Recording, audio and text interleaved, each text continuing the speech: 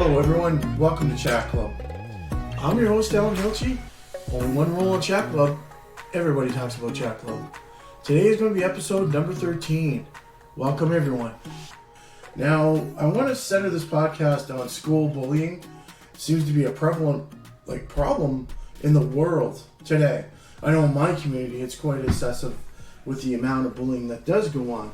I just want to take a podcast to talk about the issues, who's responsible, who sits there and does not want the responsibility, and who blames who and who. It's the blame game.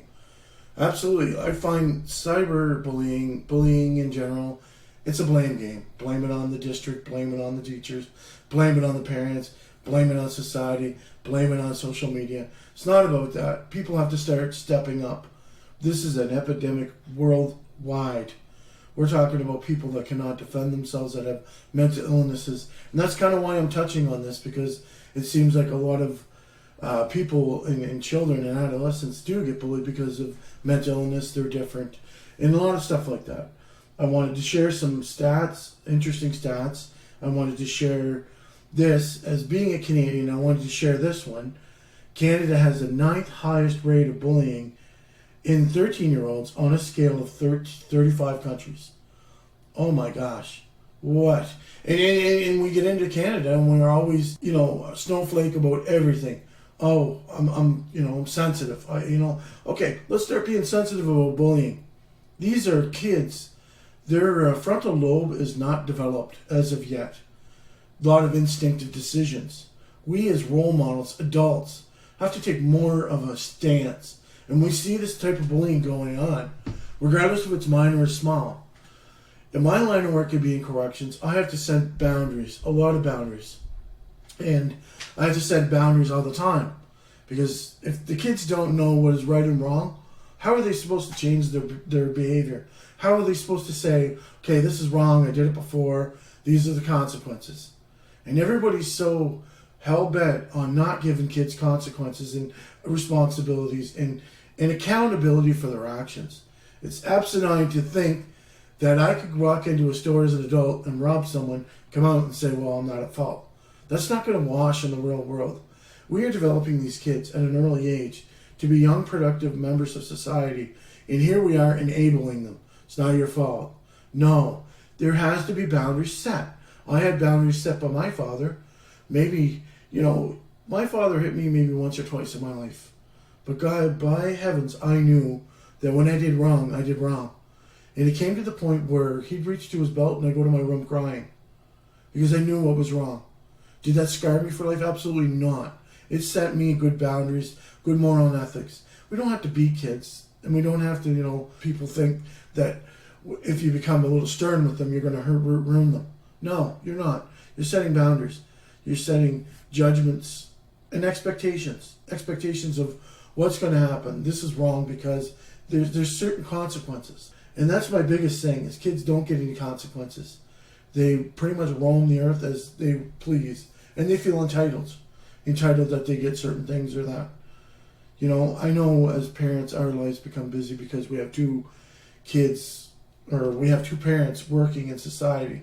Because we need that, because our means and what we want seems to go up. Which is, it's life. Everybody has their own way of living. Not here to judge, and then the furthest from that. But the biggest thing about it is, 9th out of 35 countries is just unreal. And we talk about this all the time. And, we talk about the bullying issue, and we talk about, how can we, take care of this, or it's an epidemic. And we sit there and we put pink shirts on for bullying, like putting on shirts saying no to bullying on one day, not going to cut it. Yeah, it brings attention. But the thing is, it needs to be done on a daily basis. The district needs to pull their socks up. The teachers need to be more accountability. Parents need to take more accountability. Society needs more accountability. The media needs to stop. They need to start pushing this type of issue, which is going to help in the end. We talk about that. We talk about good experiences. Now, kids are supposed to go in a school environment to be safe, to feel not harassed, to have a clean environment, to learn. These kids aren't getting that.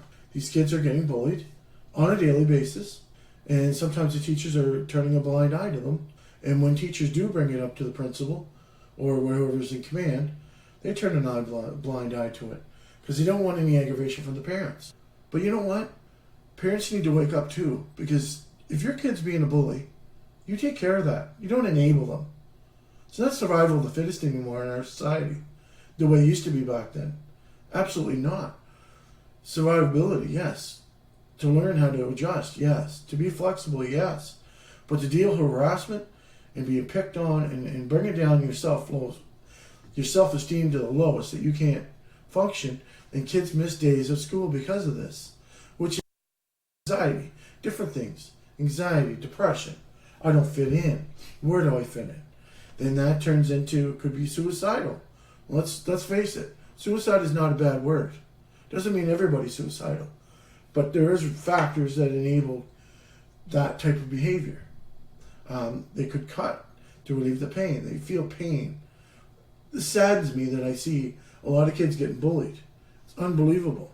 You know, the rate of discrimination experienced among students who identify as lesbian, gays, bisexual, trans-identified, two-spirited, queer, or questioning LGBTQ is 3 times higher than heterosexual youth.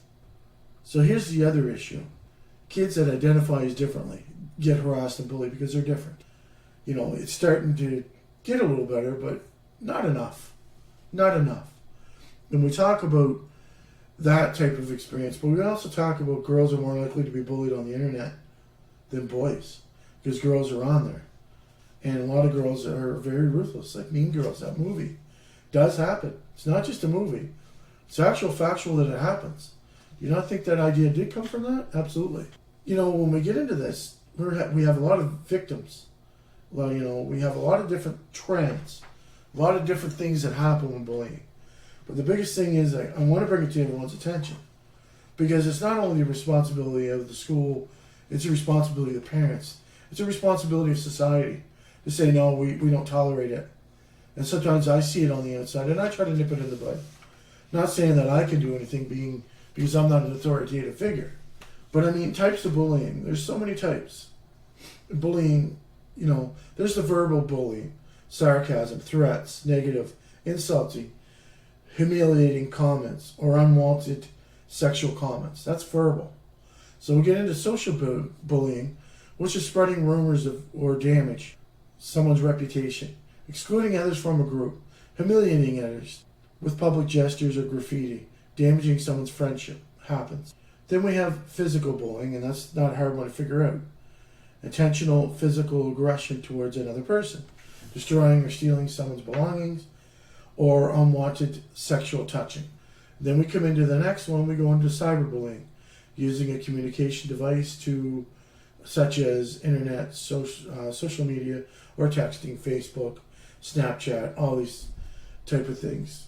Used to intimidate, put down, spread rumors, make fun of someone, disseminate private or embarrassing information, images of a person without permission. And this has happened numerous times. I mean, talk about the young lady that was cyberbullied and her pictures were put on, nude pictures were put on the internet for everyone to see, which eventually she committed suicide. This is the reality of what impact this does. On the surface, you don't see any wounds, you don't see any visible scars, you don't see any of that stuff. But when you crinkle a piece of paper like I've done before, and you spread it out, you still see the crinkles in behind. These crinkles are scars left behind, emotional trauma of people doing bullying. So what is bullying? What is bullying? The definition that I've come to find out, bullying is related to negative psychological and emotional behavioral outcomes. These outcomes can be eventually make youth feel as they can no longer cope. Bullying is linked to several thoughts of suicide. A lot of things like depression, hopelessness, low self-esteem, loneliness, isolation, frustration, anger, humiliation, embarrassment, or trauma. And these are the things that stem from this. So, I mean, the biggest thing we have to do is we have to stop playing the blame game. The blame game doesn't get us anywhere. The blame game just talks about who do you think is in blame. But I think as a society, we are to blame. We need role models to step up. We need people to go into schools and talk about them, whether they're celebrities, local hockey teams, different things. I know for myself, when I ran my wrestling company the last 3 years, I haven't done it this year, I made it a point to bring my wrestlers who are our role models in that kids look up to them that come to the shows. I've had a few of them go into schools and have fabulous anti-bullying talks, and I thrived on it. That's what I did as an independent wrestling. I wasn't like 500 people or 1,000. I was anywhere from 100 to 200 people on a given night. We went to the schools. We gave out free tickets to the kids. Tried to give them to the kids that were less fortunate. Not to make it, not to pick them out, but to help, to make them a part of something. And we try to include the kids at our shows. I know the wrestlers that we had at the shows were absolutely phenomenal to kids. They took time, they took pictures, they talked to them, they encouraged them, they were positive. That's what role models do. So we as a society, we have junior hockey teams, we have Quebec Major junior hockey teams, we have different things. These young men need to go into schools and start talking about anti-bullying and how it affects people. There's many celebrities that were bullied and stuff like that. They need to speak up, and some have, but all need to. We're not all perfect. We're not all, we're not perfect. We have things that have done. Have we bullied in the future? Have we bullied in the past? That remains unseen. But all we can do is focus on the now. And the now is taking care of bullying as a community. So getting back to what I did as a company is I took the wrestlers, I organized for the school, we did anti-bullying. Our shows opened up from November, October, but within there I tried to get at least 3 anti-bullying. I was successful. I did probably 9 to 10 over the three years that I did do it. Did it make a significant difference? Absolutely. I hope it did. I felt it did, with some very good speakers talk about it. And a lot of the wrestlers that we had were bullied about their size, about their socioeconomic. They were poor. There were a lot of different things. But I mean, the biggest thing is they went in and they made a talk, and they talked about themselves. They talked about their lives, how it impacted them. But they found the coping mechanisms to make it much better, that they can succeed, and it made their goals to go become a wrestler, to go to university, to get a job. Absolutely. Have I been bullied? Absolutely. I've been bullied as an adult, not so much as a kid, because I played high caliber sports. They kind of leave you alone because you were kind of popular, but I never felt I was popular. In high school, I always hung around with, the First Nations, the group called the Headbangers, as they say, heavy metal. I get along with all facets in the community. I didn't hang around with one. I hung around with several. So I mean, in my day, we used to tease, but how I know I didn't bully was we used to do wrestling. It was WWF back in the day, so we talked about it, and I'd do a few like Boston Crabs, like the kids, and we get up, shake our hands, and laugh about it. But to this day, I know I didn't bully, because when I went into the community years after, they come up, "Hey, Alan, how you doing? What's going on?" So I know I didn't. And, if I ever did make someone insignificant or feel bad, I apologize now. I hope I didn't. But that's the reality. We don't know what scars, because nobody wants to say they've been bullied. Nobody wants to say that they've been hurt. No one wants to say that, we've been bullied, or it's almost, they want to keep it hidden because they don't want to show any cracks in their armor. They want to remain silent. But that's everyone's business. So I've dabbled into some US stats. I've dabbled into some Canadian stats. I'm sure this correlates with all other different countries and different cultures and different facets and different communities, I'm pretty sure. So what I've come to realize is most bullying happens in middle school. The common types are verbal and social bullying, which means Facebook, name calling and stuff like that. Absolutely does happen. Significant. I know my son, I'm going to touch on an experience when my son was bullied, was rammed into a brick wall. And I talked to the person that was the vice principal. We had a conversation. And what happened was there was a point system, levels of, you had levels of what you could obtain, for your behavior. You get rank 1, rank 2, rank 3, rank 4. And those are the different levels of what kind of privileges you get. That's the word I was looking for, privileges. So my child was in playing basketball. This other child that wasn't supposed to be there all of a sudden slammed my kid against a brick wall and ended up with a bloody nose. I was contacted and I was asked, and it was kind of laughed about. He goes, yeah, teacher kind of missed, that kid kind of walking in. Okay. I'm sitting here and I'm like fuming and I'm trying to be respectful. And I'm like, what do you mean? Do you think it's funny that my kid... No. What's so funny about it? Because the teacher didn't do his job? Because there's no accountability for the teacher getting in trouble? It's okay? What, are you scared of that teacher that's going to come back and talk to you? Are you scared that he's going to say something? Come on. Where's the accountability that kid snuck by, wasn't even supposed to be in that area, still performed a bullying task? And if this happens this one time, this happens everywhere. So at some point, the accountability's got to come on the teacher. Very well aware that it's a very hard job.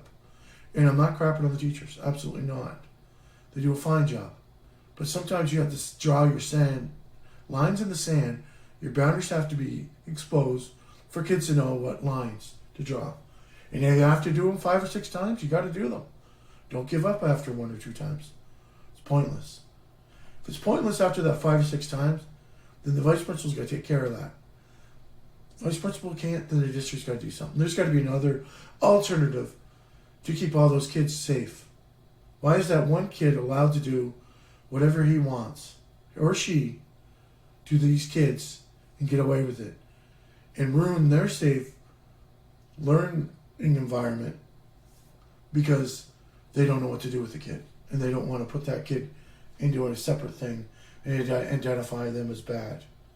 But it's okay to have several victims on the other side that could impact them mentally, physically, self-harm themselves, or even have suicide thoughts. That's okay. So one kid, their feelings, supersedes all the kids that don't feel safe, that are suicidal thoughts, that self-harm themselves, that have low self-esteem because of this one child. That's okay. Now, I see something wrong with that. I see something very much wrong with that. And we talk about the snowflakes and the liberals and how they are always giving, we got to, make sure that everyone gets a fair shot.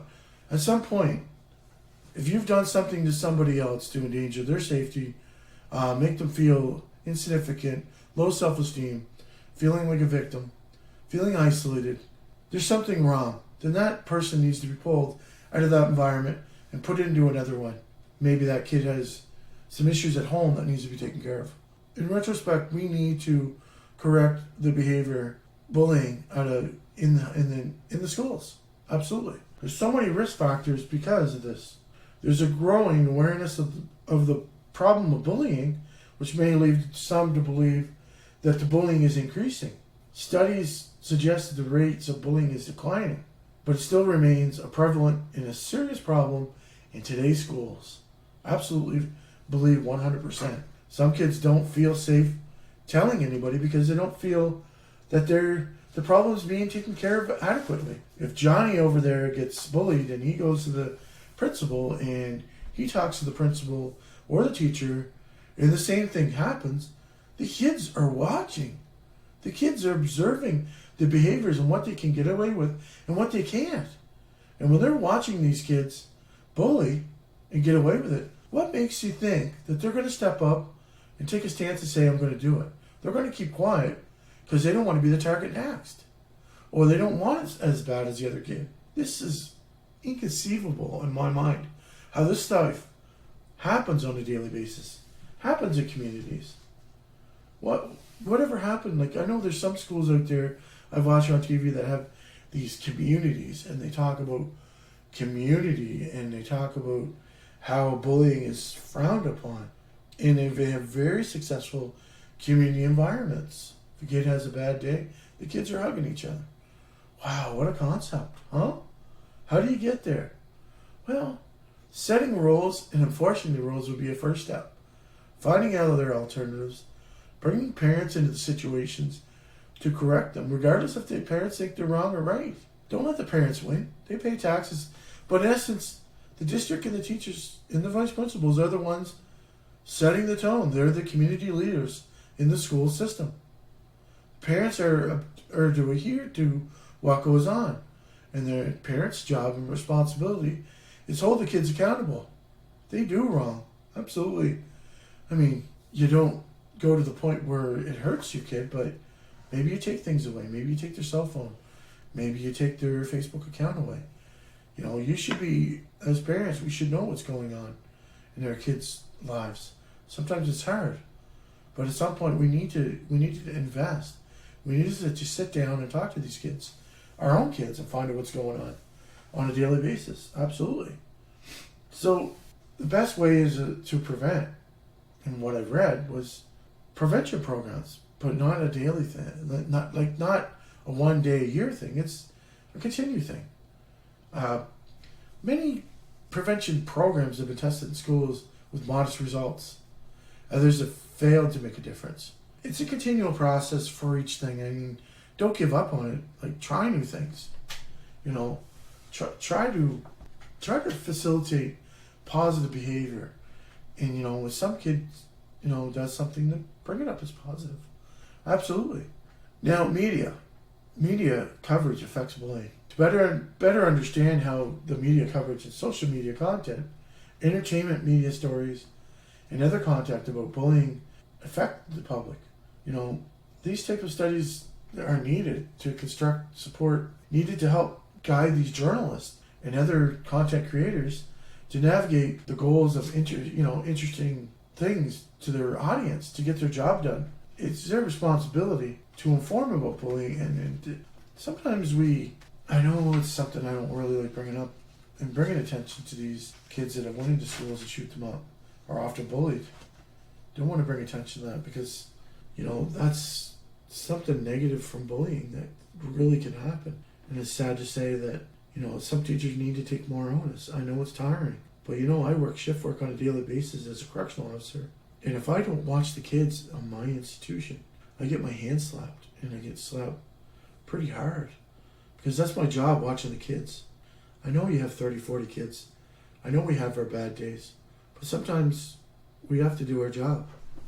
We have to make sure that the kids are safe, and I have to do that. There's things going on where I have to sit in the lounge with the kids and not sit at control because my job is direct supervision. And direct supervision is I'm amongst the kids. I'm interacting with the kids.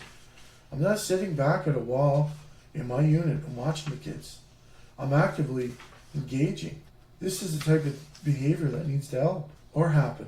This type of behavior needs to happen in role models. I have some more interesting stats, and this was bullying stats. It's a website on the internet. It's called Stop a Bully.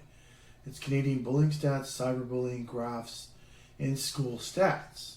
A study on bullying in the University of British Columbia based on 490 students, half female, half male, in the grades from 8 to 10 in British Columbia in the city. In the winter showed in 1999, showed 64 of the kids have been bullied at school. 12% were bullied regularly once or more a week. 13% bullied other students regularly once or more a week. 72% observed bullying at school at least once in a while. 40% tried to intervene. That's a good stat. They tried.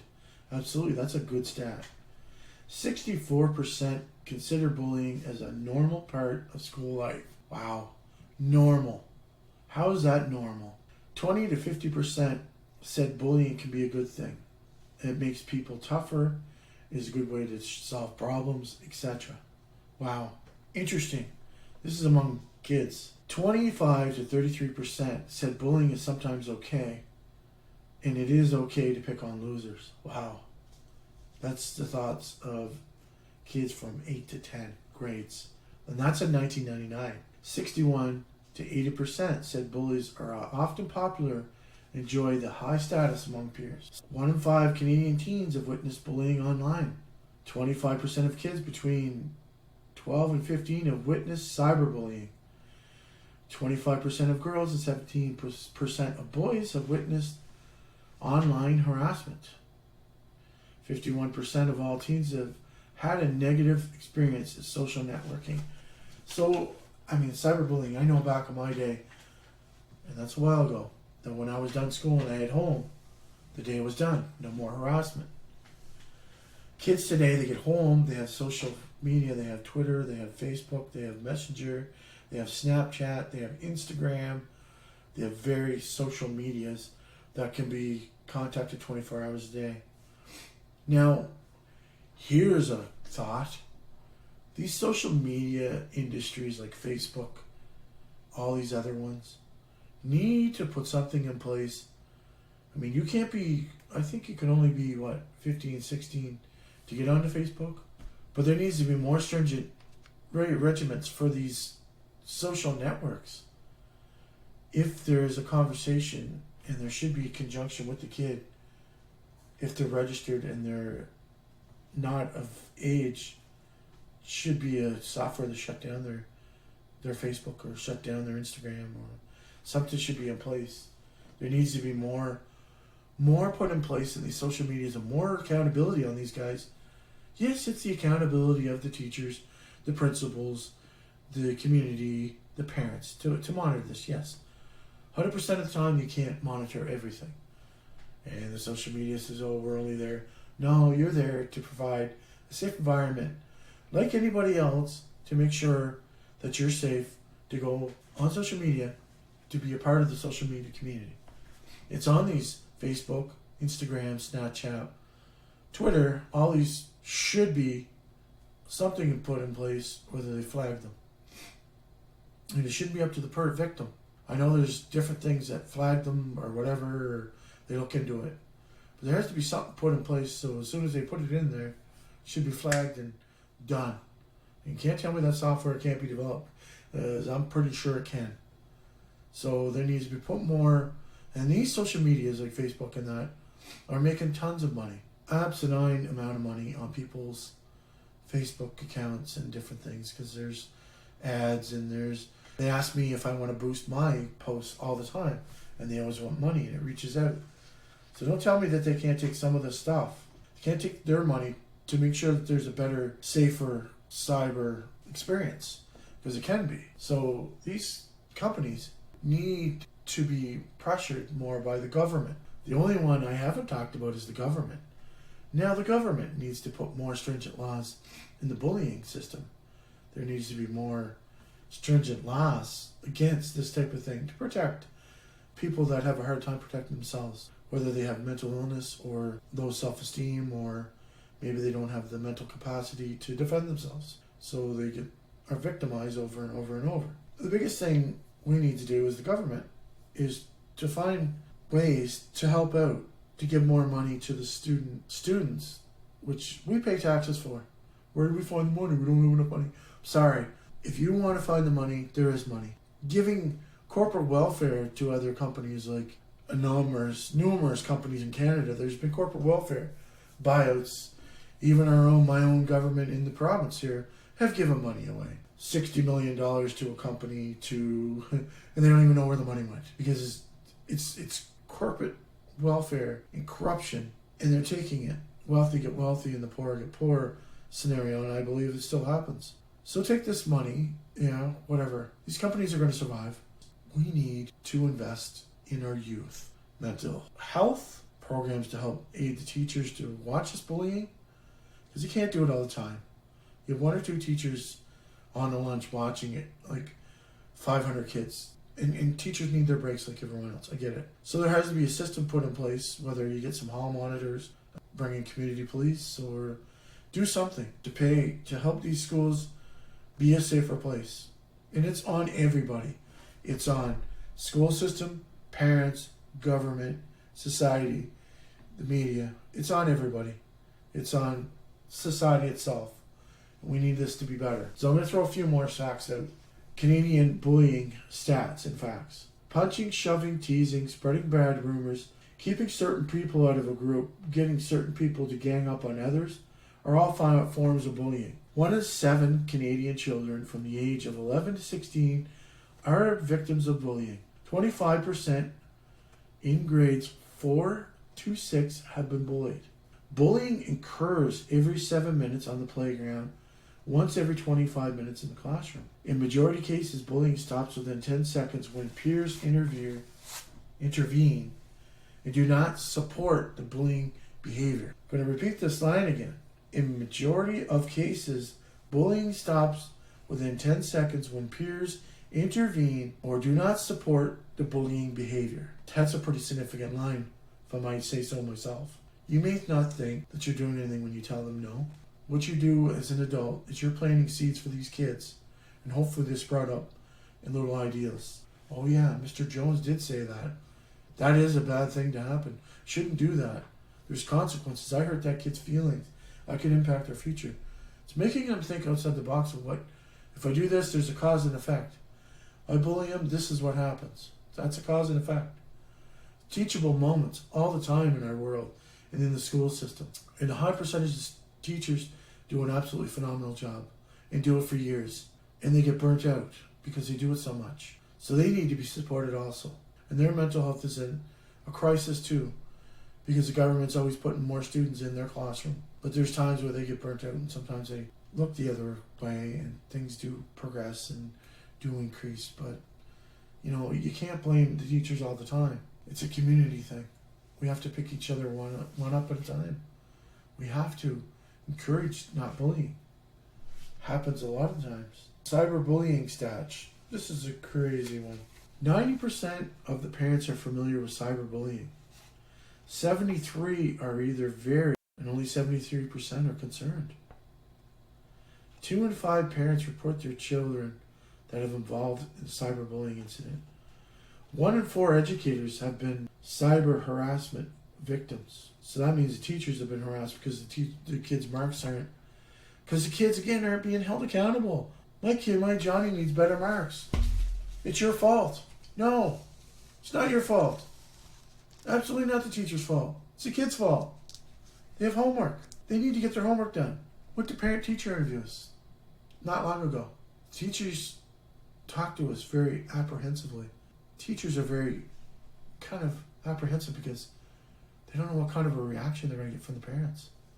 They don't know if they're going to yell at. They don't know if it's your fault that Johnny's not got good marks. No, the fault's on Johnny. Johnny is a student. And as a parent, we need to set boundaries, and we can't enable kids to act the way they do. It's not the teacher's fault. The teachers are, okay, it's okay, be a couple days late. And they get no penalty. Back on my day, if I didn't pass it in, big fat 0. 0. And these kids are going to have a rude awakening because when it comes to university, they're going to get a big fat 0. Then they're going to wonder what happened. These are the crucial times and teachable moments that we need to get our kids in the right frame of mind, that they have to take accountability for their actions. Parents can't keep coming to their aid all the time. When I read those stats, parents, 40% of the parents are, reporting their kids for being bullies or being victims. There needs to be more. There should be 100% of the time, And maybe it comes into the time where you talk to the kid about it, the kid doesn't want you to report it because it might be harder on them. My thing to that is, well, what about the kid's safety? You put them at risk. And teachers being bullied because they're kids. Like, when I went to the parent-teacher interviews, I went home and I told my child what he needed to correct on, or he was going to lose certain privileges. And that's what needs to be done. Take things away from them. Don't enable your kids. Don't let them have the power because they think they do. And they're going to threaten with child abuse or this and that. If you take a phone away, it's not child abuse. It's called parenting. Parenting. Parenting is being a parent to say no to the things that should be said no to. Encouraging them. Saying no. I don't tolerate that behavior, and I'm not going along with your behavior. That is wrong. Morally wrong in ethics. Yes, we want to give our kids more. Have I spoiled my kids differently than my father and my mother did? Absolutely. But there's times where we have to stand up and we have to take a stand and say, no, I don't condone this. So educators consider cyberbullying 76% as a big issue as smoking and drugs. Smoking and drugs are 75 and 75. That's a pretty significant stat. So this Stop Bullying site has a lot of stats on bullying. And I look at these stats and some of them are appalling. Like it's appalling. There needs to be more programs or more follow through, more monitoring. Like it's just wow. Like types of bullying. From 2009 to 2013, there was 63% were name calling and insults, 40% shoving and hitting, involving friends and peers at 32%, threats and intimidation 31%, cyberbullying 30%, spreading rumors 28%, exclusion, leaving out 20%, fighting 20%, sexual comments 15%, homophobic thoughts 15%, racist comments 12%, cell phone messages 10%, damaging property 9%, disability comments 7%, weapon related 5%. Wow, these stats are just blowing me away. Wow. It's astronomical, these stats. How about this? We're looking at incidents by province.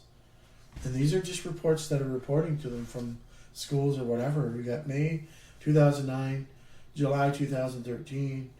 We have Quebec at 23%, British Columbia at 22%, Ontario at 20%, Manitoba at 13.5%, Alberta at 11.5%, Nova Scotia at 4%, Saskatchewan at 3%, New Brunswick at 1.5%, Newfoundland at 1.5%. I mean, we're looking at a lot of different stats, a lot of different. It's unbelievable the amount of kids that are being bullied.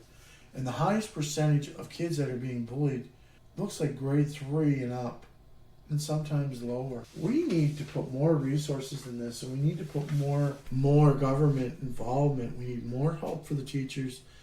You know, stop reducing what like these kids are our future, and if we can't help them in a time of need at a young age, whether it's mental health or whatever, man, we got some serious problems in our future.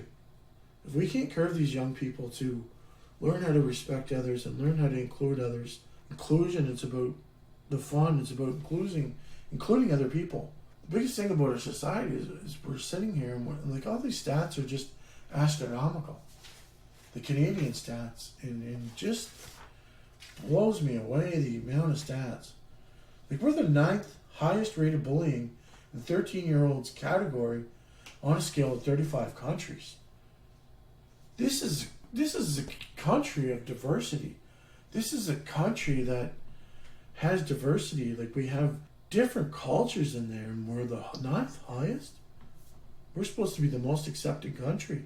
But yet, because of certain things, like the liberals are focusing on the wrong type of propaganda or the wrong things. You know, we're talking about different things. We're talking about kids being victims. Is this okay? Or are we infringing on the bully's rights by holding them accountable? Wow. Infringing on the bully's rights, they have the right to be a bully? It's like the offenders having more rights than the correctional officers. How does that happen? How in society are we down to giving people that perpetuate and victimize other people get more rights than the victims that are there? People that are in authority that are looking over the offenders, and the offenders have more rights than the people that are law-abiding. I get it that you don't want offenders to be hammered and tortured and that. But that's not what correctional officers do. We have to use the forces necessary. And in some situations, some of these offenders are very volatile because they're not out in society and they're in jail. So you're enabling everybody. Why enable? I understand the liberals, and I understand that they're trying to give everyone the freedoms and the rights, but when that rapist went and raped a 12-year-old or a 10-year-old, you go and ask their family how they feel that this person gets certain rights now. They've squared that child for how long? For the rest of their life during counseling, and they're trying to get through the trauma. Well, this other person, we're more worried about that offender that did it, whether they're getting treated right in jail. Where has society led us? To this facet in society that somebody in Ottawa or somebody in the higher ups think that, oh my gosh, we're infringing on their rights. The judge has set a judgment on their behavior and set a sentence that they're to abide by. But the whores, they'll never, that kids will never get back their innocence, will never get back looking over their shoulder, will never function in society in most cases ever again. Now I'm digressing into a whole different thing, but these are things that portray, these are things that happen in the future. We have offenders, we have sex offenders, we have rapists, we have child molesters, and these, it's just asinine that we have to treat these people with more dignity than the victims. And these liberals think it's okay. I believe in everyone has freedom and rights, and everyone has certain things in life, should have freedoms.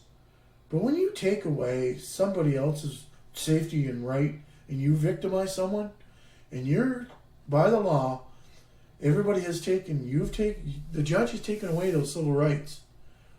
My belief is they shouldn't have a vote. My belief, they shouldn't have certain rights. And they should be provided for, the meals, the safe environment. I agree. But those other things are mind-boggling because they've lost their right to do that when they victimize another Canadian or someone else. And we're bowing down these people that think that they can correct some offenders. Some can be corrected, but high percentage, this is their life. They're happy with it.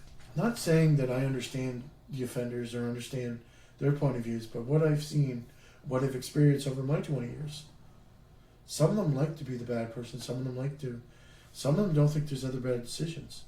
And that's why I work youth corrections, because I want to make a difference. But I understand that there's some offenders that can be rehabilitated. I get that. Halfway houses they're happening. They do get chances and they have worked towards it. I get it. But these people that have done terrible things to other people in sexuality or sexual or other things or torture, at some point there has to be some limitations put on this. I know I'm kind of wish-washy and going back and forth on my views. I'm not liberal. I'm more conservative, but not so conservative that I think that everyone that's an offender should be treated with uncompassion or, because, very well, we all make mistakes. I get it. And some of them make mistakes. Some of them are repeating them. And some of them can't be forgotten. And that's my view on it. Some of them can't be forgotten. And I think that's where I lie. And I apologize if I'm hurting someone's feelings, or this is my opinion, this is my views, it's not what society is. It's my feeling. I think that we've got too insensitive for other people's needs, and I feel that everyone needs to be focusing on the issues of bullying at a young age, because can traumatize people at a young age, can make them be into things that they don't want to be.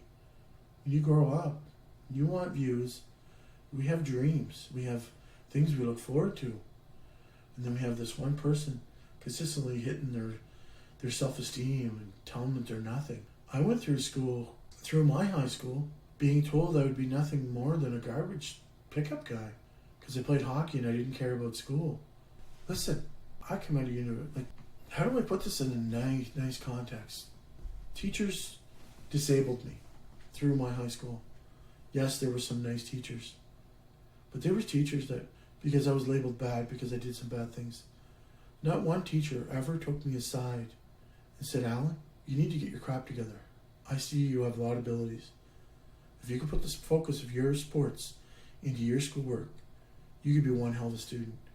Do you understand that if you get a scholarship and you can get this and this and this is your future? What's the chances you making the NHL or playing, professional baseball or doing any of that stuff? Very low. This teacher pulling me aside, giving me realistic values and realistic talk and trying to get me to see other... I may not listen at that time, but something may click to me. So, in essence, I graduated with just graduated because I think they took me and said, graduate them. Didn't want them in there.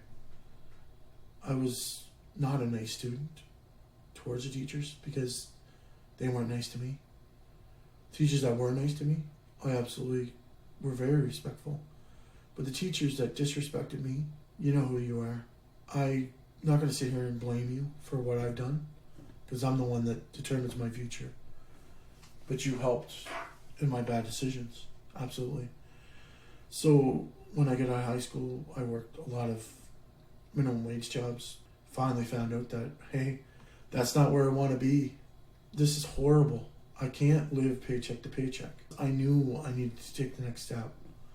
So I couldn't get in full time because of my horrible marks in school, high school. Again, the teachers were right. Did they say it the wrong way or did they put it through the wrong way? Yes. The message was tainted to me that if you're going to be act stupid, you're going to get stupid. So that message ran vibrant. I didn't think I was a good student. Didn't think I was smart. I went in and I basically got myself enrolled in a few classes and I did well. I had a C plus and a B minus, and I was out of school for 4 years, 3 to 4 years. So I didn't have the continuous, and these are night classes, and I was doing very well. And I was very enthusiastic. Wanted to learn. I studied. I worked hard. Absolutely, I did. It's my intro to sociology. I'm not sure what the other one is, but I did do part-time classes, paid for them, and I went to school. That's what I did. So lo and behold, around Christmas, the university needed a goalie. Thank heavens, I could play hockey. And I was a pretty good goalie. Small, but I was good enough to be a backup or play 1 or 2 games. I wasn't a star. In high school I was good. But I think that it could have been better if I put my focus onto it. But my focus was leaving because hockey was not a pinnacle of my success anymore. Sports wasn't the big thing anymore. I had to get my life together. So when I turned around and I worked on it, I worked on my life. The university coach wanted me to go. Got myself into university full-time after Christmas. I survived. I got through it, played hockey, did my marks. I went through and I had the next year wasn't so good. My father had a massive heart attack. I went through a lot of stuff. I was home, had to help him out. Again, another crutch, tram, I didn't know how to deal with it. I was put on academic probation. So I had to get my stuff together. I screwed up. So I wasn't far from where I needed to be. Anyway, a lot of good things happened. I met my wife and she encouraged me and she made me feel that I could do it. And I darn well did it. So my first 2 years were average. So I went into my next year and I had a 2.7 GPA. And I was like, wow, I can do this. So a lot of events happened. I got married. A lot of different things happened to me. A lot of positive things happened. So in my last year, the criminology program came out at St. Thomas University. And I needed to get my stuff together. So when I did this, I worked my butt off. Like I was doing 3 night classes a week in my first semester, which is unheard of. But I had to get my criminology degree to get what I wanted. So I would have had a double major in arts with double major in sociology and criminology. I need to take all my criminology classes in 1 year. Needed to. So I did do that. And I come up with a 3.0 GPA. Absolutely so proud of myself. Very smart. Smarter than I thought I was. But it takes one person or a couple people to think that you have the ability to only think that you can do it. And my moral of the story is your teachers need to be more positive with kids, even if they're having a rough time. Sit down and have a heart-to-heart. Plant the seed. The seeds are planted. It's up to the kid to grasp onto it, to water it, to make sure you nurture the ideas or what is said to them. The biggest thing where I work is a lot of kids don't know they have these talents. And some of these kids that come into my place, youth jail as they call it, but I call it just basketball camp. Sometimes it's what it is. It's a pretty good environment for kids to do what they need to do to correct themselves, whether they take the time or not. But a lot of times I take these kids and I plant the seeds, and I tell them it's up to them. Seeds are planted. You try to give them the positive reinforcement, like when they do something. I remember that one of the kids was doing a chore one day, and I looked at them and I said, "Man, thanks for doing such a good job." And they stopped and looked at me, and they didn't know how to take the compliment because they'd never been told in their entire life that they did something good and positive, and never heard the words "thank you." And when I try to get the kids, I say, "Please, can you get your chores done?" I get such a better result from kids when I ask them politely. And it also shows that if I'm respectful with them, they have to be respectful for me, because I will not tolerate any disrespect. Because if I'm getting them the respect off the bat, then it needs to be returned to me. It's not a crutch for them to act rude to me or anything, because I won't do anything, and they know that. And it's a two-way street. And I've had kids come to me, and I've had some stories told to me about how well I've done with some certain kids, and how some kids have turned their lives around because of the certain plants. And some of my coworkers that have been included in the conversation have planted seeds in these kids to make them feel that they are worth something, and they turn their life around, and they have kids, and they have jobs, and they're not in jail. And it may only be the 3 to 5%, but hey, it's better than 0%, I say anyway. So I just wanted to give a little bit of like, was I bullied when I was younger? But in essence, maybe I was bullied by my teachers because I had negative connotations. And yeah, my behavior was never good to them. So why should they be good to me? You want to know why they should be good to me? Or they shouldn't be good to me. Maybe they should be more realistic. Maybe, yeah, and I didn't deserve any respect from them because some of them I was downright rude, but I was to the point, if they're rude to me, why should I be nice to them? And that's a common understanding. Always stick up for what you believe in. Could the teacher have been a little more encouraging? Absolutely. Were they going to be encouraged? No. Not by me. I was seen as a hockey jock. So I was protected, they thought. So I didn't deserve their respect. Well, I did deserve some respect. Maybe if they had taught me how to be some of their experiences in order to help me, and is all they had to do was sit down and have a chat with me. Say, listen, let's have a chat.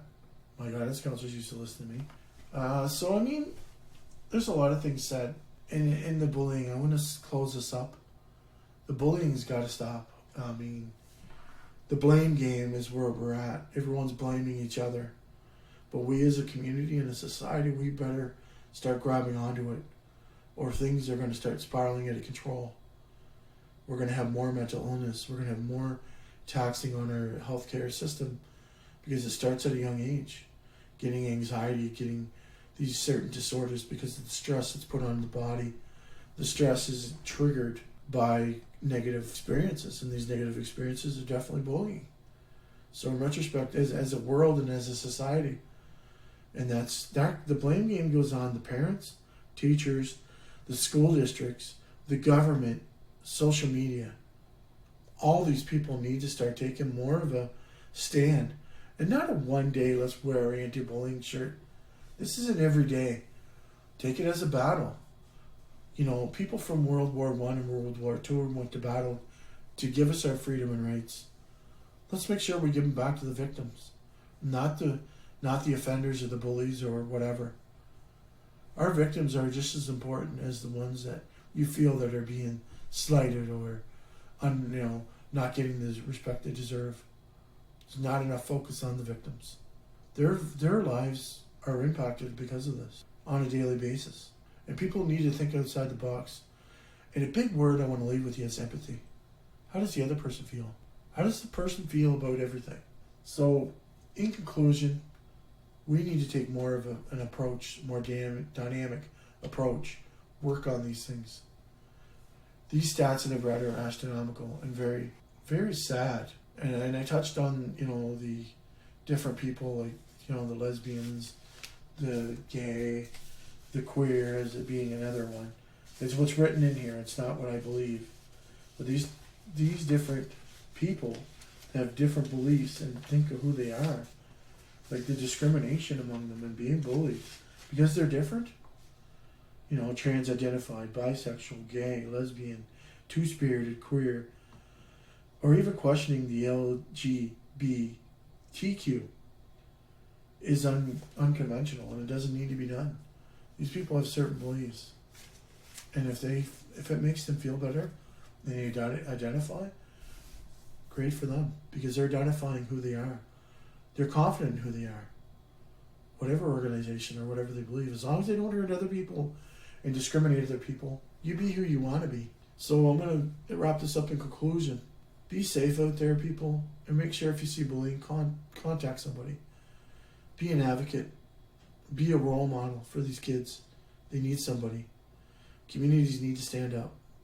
These hockey teams, like junior hockey teams, professional hockey teams, could be baseball teams, could be anything that the kids go to, university players.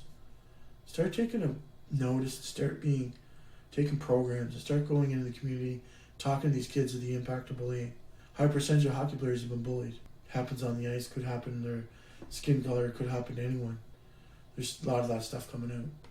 So this ends my podcast. In conclusion, I just want to make something abundantly clear. In no way am I saying teachers are doing a bad job. I think they're doing a good job. I think what it really comes down to, what I see, is the teachers are trying to do their best, but the district isn't helping them out or giving them the resources. And I don't think they want to punish kids. I don't think they want to hold them accountable. I think they're just putting band-aids on things. Teachers are hard workers. They mold our young youth. And I think they get frustrated with the system too, and how they're getting not supported is the word I want to say. And I know how that feels, teachers. I know that you do a good job and you want to do a good job and you get burned out, and I understand that. I just think that some teachers have an opportunity to nip it in the butt and they don't, because maybe they don't care, or maybe they're burnt out or whatnot.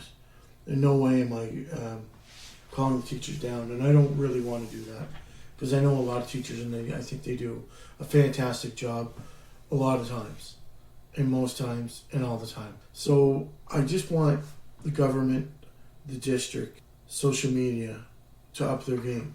I think the teachers try their best with the resources they have. Sometimes it's not enough. Sometimes they get frustrated. Why am I going to keep reporting the same thing over and over? I'm wasting my time. So it comes on to the upper management, the district, that needs to hold these kids accountable, because if you're not going to hold them accountable, what's going to happen? The whole system is going to be flawed. It needs to be a better environment, a safer environment for the kids that go to school. They need to feel safe, understood, and heard. These are the three things I think are most important. But being safe is a big one. Because if they can't feel safe, they don't go to school, it ruins their education, then their future. So I think it's really important that we focus on these things. We need celebrities, hockey players, baseball players, sports celebrities in the community to roll out to these schools and talk about bullying and the impacts, and how it's not nice to treat someone like that, and how it's nice to help someone, because helping someone feeds your soul. You feel good about it, paving it forward or whatnot. So I just wanted to touch on the teachers. I know in this podcast I kind of put a negative connotation on the teachers, and I did not want to do that. It's not my purpose here. My purpose is to help out, and I really think that the teachers are part of the solution and need more support. Just want to talk about one more thing before I go. Now, I have a Facebook page called Chat Club on Facebook. I'd like to have a lot of likes on there if I can, somehow, because it just spreads my message and what I'm doing as a podcast. Now, I do take this out of my own money, and I want to share these podcasts with everyone, hoping in the future that I do make some little bit of money, but I would like to give it to community organizations like mental health or whatever. But most of the more likes and listeners I get, the more that companies want to help me out, or use me, I should say. And the more they use me, the more I get, which I can do different things. So I just wanted to say a little bit on that. So I really appreciate my listeners. Thank you very much for listening. Our numbers are increasing every week, and a big part of it is you sharing it and being a part of my podcast, and also the encouragement that I feel. So I just want to say thank you. I'm going to continue the fight. I might bring on different subjects eventually, like the bullying I just did, and in the future podcasts I might be looking at some interviews and some bullying in the workplace and negative workplaces and stuff, and maybe some ways to help, because I've been there myself. So this is Alan Hilchey. This is Chat Club. In Chat Club there's only one rule, and you guys all know this. Everybody talks about Chat Club. Thank you very much, and have a great day or night, and I'll talk to you really soon. Thank you.